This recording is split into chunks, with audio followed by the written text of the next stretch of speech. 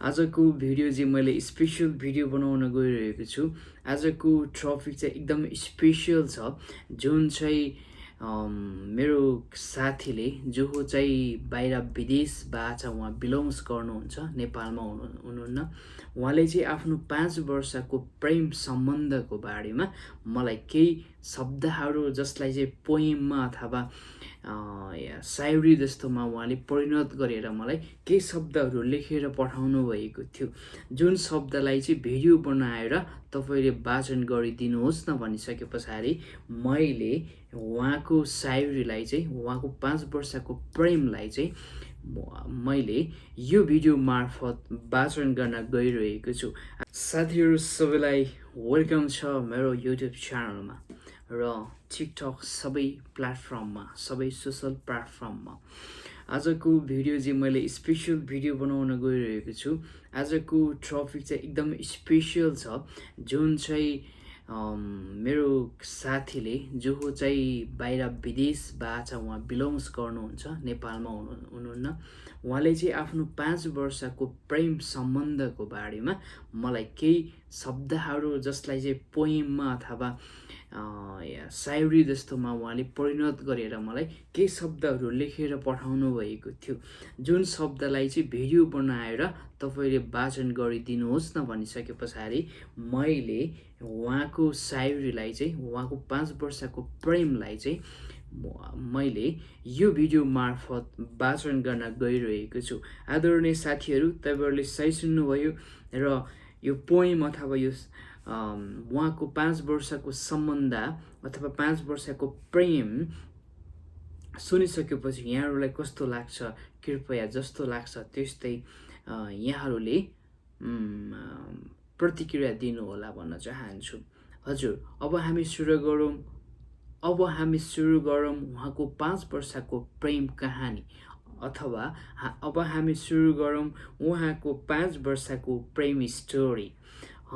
अब हामी सुरु गर्दैछौँ 5 वर्षको प्रेम।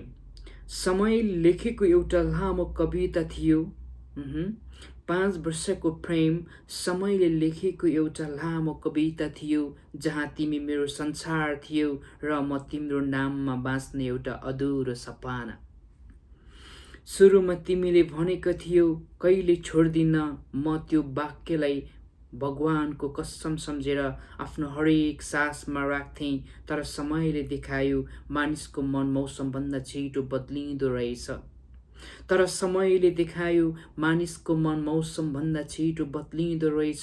5 वर्ष कति चाडपर्वसँगै बितायौँ,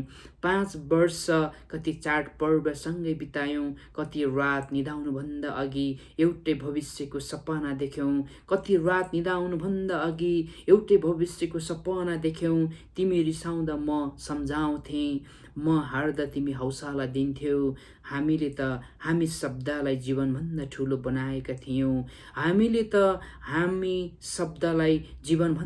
बनाएका थियौँ। तर एक दिन हाम्रो बीचमा अर्को मान्छे आयो। सायद उसले तिमीलाई मभन्दा राम्रो सपना देखायो होला। फेरि पनि सुरु गरौँ।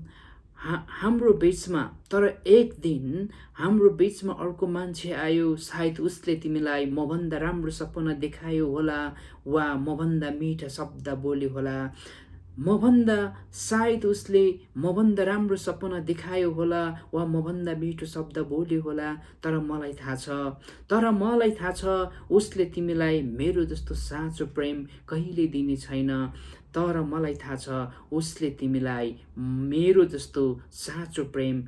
दिने छैन। तिमी बिस्तारै टाढिँदै गयौ, म अझ नजिकिन खोजिरहेँ। तिमी उसको नाममा हाँसिरह्यौ, म तिम्रो यादमा रोइरहेँ। मेरो माया तिम्रो लागि पर्याप्त भएन, किनकि तिम्रो मनमा अब अर्को मान्छेको बास थियो।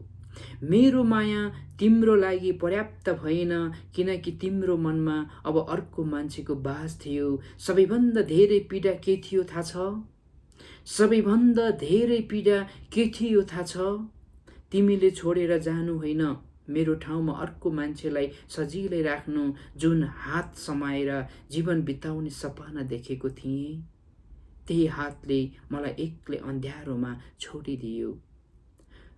जीवन बिताउने सपना देखेको थिएँ, त्यही हातले मलाई एक्लै अँध्यारोमा छोडिदियो। आज पनि रात पर्दा तिम्रो सम्झना आउँछ, आज पनि रात पर्दा तिम्रो सपना आज पनि रात पर्दा तिम्रो सम्झना आउँछ।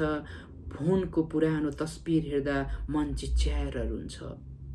आज पनि रात पर्दा तिम्रो सम्झना आउँछ, फोनको पुरानो तस्बिर हेर्दा मन चिच्याएर रुन्छ। हामीले सँगै हिँडेका बाटोहरू पहिले पनि तिम्रो नाम बोल्छन्, तर तिमी फर्केर आउँदैनौ। हामीले सँगै हिँडेका बाटोहरू अहिले पनि तिम्रो नाम बोल्छन्, तर तिमी फर्केर आउँदैनौ। म अझै पनि सोचिरहन्छु, यदि त्यो दोस्रो व्यक्ति हाम्रो बिचमा नआएको भए सायद आज पनि तिमी मेरो काँधमा टाउको राखेर भविष्यको कुरा गरिरहेको हुन्थ्यौ। तिमी मेरो काँधमा टाउको राखेर भविष्यको कुरा गरिरहेको हुन्थ्यौ। सायद आज पनि तिमी मेरो काँधमा टाउको राखेर भविष्यको कुरा गरिरहेको हुन्थ्यौ। तर अब म प्रेमदेखि डराउन थालेको छु, किनकि 5 वर्षको साँचो सम्बन्ध पनि एक अपरिचित मानिसको आगमनले छिनभरमै टुट्न सक्ने रहेछ। तर अब म प्रेमदेखि डराउन थालेको छु, किनकि 5 वर्षको साँचो सम्बन्ध पनि एक अपरिचित मानिसको आगमनले छिनभरमै टुट्न सक्ने रहेछ। तिमी खुसी होला अब, तर मेरो मुटुमा तिम्रो नाम अझै अधुरो घाउ बनेर बाँचेको छ। तिमी खुसी होला अब, तर मेरो मुटुमा तिम्रो नाम अझै अधुरो घाउ बनेर बाँचेको छ। म बिर्सिन खोज्छु, तर 5 वर्षको माया 5 मिनेटमा मर्दो रहेनछ। म बिर्सिन खोज्छु, तर 5 वर्षको माया 5 मिनेटमा मर्दो रहेनछ। यो चाहिँ मेरो एकजना साथीले उहाँको 5 वर्षको सम्बन्ध, सायद टुटेको सम्बन्धको बारेमा उहाँले यो स्टोरी अथवा पोइम बनाउनु भएको रहेछ। र उहाँको सम्बन्ध टुट्नुको मेन रिजन चाहिँ सायद सेकेन्ड पर्सन रहेछ। तपाईलाई उहाँको लभ स्टोरी कस्तो लाग्यो, जस्तो लाग्छ, जे लाग्छ भिडियोमा कमेन्ट गर्न र सेयर गर्न चाहिँ नभुल्नुहोला। र सकेसम्म सम्बन्धमा चाहिँ सेकेन्ड पर्सन चाहिँ आउनु भएन भन्ने मलाई लाग्यो।